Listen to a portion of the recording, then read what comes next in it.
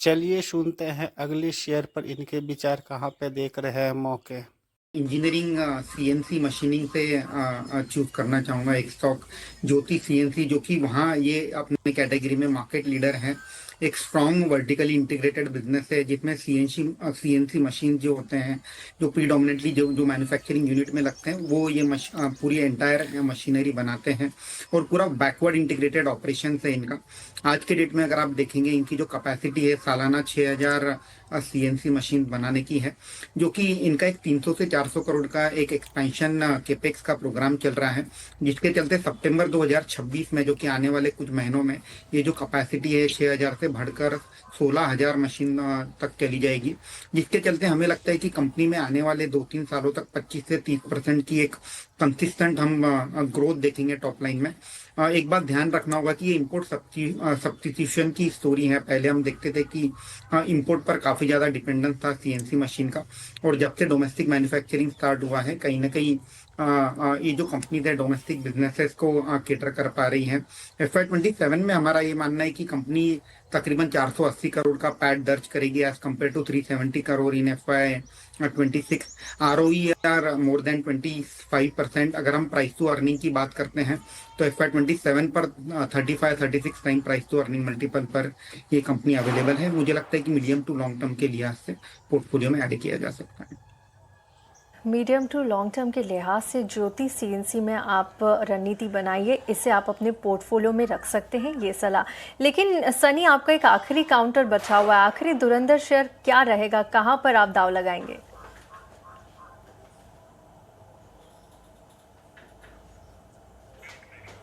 Please unmute yourself Sunny. अगला जो मेरा बेट रहेगा, स्ट्रक्चरल स्टील ट्यूब सेगमेंट से APL अपोलो ट्यूब पर मैं बेट करना चाहूंगा with price target of 2500। Record high volume company ने पेश किए थे Q3 में। हमने देखा था कि काफी रोबस्ट वॉल्यूम ग्रोथ रही थी कंपनी की। हालांकि इनका to some extent middle east में कुछ एक्सपोजर है, जिसके चलते हमने देखा है कि स्टॉक प्राइस में काफी करेक्शन भी हुआ है। और एट द सेम टाइम इनका जो गैल्वनाइजिंग जो सेगमेंट है, उसमें गैस की रिक्वायरमेंट रहती है, तो कहीं ना कहीं लग रहा है कि टू दैट एक्सटेंट हम वहाँ वो बिजनेस भी कुछ इम्पैक्ट हो सकता है। बट मुझे लगता है कि लॉन्ग टर्म के लिहाज से ये कंपनी काफी अच्छी है। 5 मिलियन टन की आज क्षमता है, आगे जाकर इनका 8 मिलियन टन करने की जो प्लान है, वो मुझे लगता है कि सक्सेसफुल होते हुए दिखेगा। At the same time value added product जो है, वहाँ हम देख रहे हैं कि सेल्स मिक्स जो है शिफ्ट होते हुए नजर आ रहा है, जिसके चलते जो मार्जिन है इसमें कंसिस्टेंट एक्सपेंशन आते हुए दिखेगा। हमारा ये मानना है कि आने वाले 2 सालों तक कंपनी की जो अर्निंग है 30% से ज्यादा से केगर से ग्रो होते हुए दिखेगी। ये जो शॉर्ट टर्म अभी डिस्ट्रप्शन हुआ है, इसके चलते एक अच्छा मौका है कि स्टॉक प्राइस में करेक्शन है और इसे पोर्टफोलियो में ऐड करने का एक अच्छा समय भी है।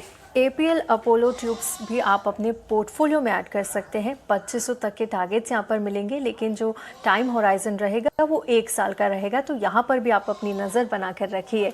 चलिए आगे बढ़ेंगे और अविनाश जी से समझेंगे। सर, आपके पास आना चाहेंगे। जिस तरह की वॉर की स्थितियाँ यहाँ पर लगातार बनी हुई और मार्केट्स देखिए, जब से वॉर शुरू हुआ है, हम एक डेटा देख रहे थे, यहाँ पर भारी गिरावट, निफ्टी करीब 7 से 8% नीचे आ चुका है। बैंक निफ्टी की बात करें तो 10% से ज़्यादा का करेक्शन यहाँ भी देखने को मिला। बैंक निफ्टी की बात करें तो यहाँ पर भी देखिए 10% से ज़्यादा की ही गिरावट रही। मिड कैप और स्मॉल कैप का भी कुछ ऐसा ही हाल रहा है। लॉन्ग टर्म के लिहाज से बात करें तो क्या जो ग्रोथ है मार्केट में वो इंटैक्ट है अभी भी, और आने वाली ग्रोथ स्टोरी आपको किस तरह से नजर आ रही है? बैंक निफ्टी और निफ्टी में अभी कितनी मजबूती आना बाकी है? देखिए, मुझे लगता है कि जब भी कोई वॉर शुरू होता है तभी पेसिमिज्म एक पीक लेवल पे जाता है और ऑप्टिमिज्म पीछे जाता है। और हमने देखा है कोई भी वॉर लंबे समय तक चलती नहीं है। रशिया यूक्रेन वॉर का ही एग्जांपल दे दीजिए, क्योंकि जब शुरू हुआ था तभी मार्केट्स ने काफी वॉलेटिलिटी दिखाई दी। आज तो कोई इसके बारे में बात भी नहीं करता है। तो मुझे लगता है कि देखिए, वॉर के टाइम पे आपको you need to get into value, और अपने जो इन्वेस्टेबल सरप्लस फंड्स है उसको निवेश करने का आपको एक अच्छा मौका मिलता है।